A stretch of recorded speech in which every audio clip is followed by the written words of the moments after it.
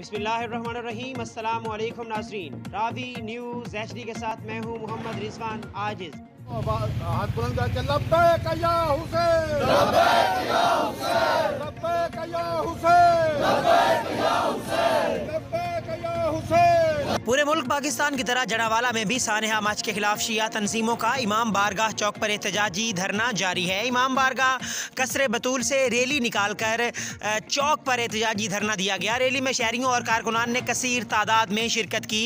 जड़ावाला में वफाकी हुकूमत के खिलाफ शदीद नारेबाजी भी की गई, जबकि मुजाहिरीन का कहना था कि वफाकी हुकूमत और बलोचिस्तान हुकूमत अमन व अमान पर अमल दरामद करवाने में मुकम्मल तौर पर नाकाम हो चुकी है और बलोचिस्तान में मुसलसल हज़ारा कम्यूनिटी को निशाना बनाया जा रहा है, जिसकी शदीद अल्फाज में मजम्मत करते हैं। को कैफरे किरदार तक पहुँचाया जाए।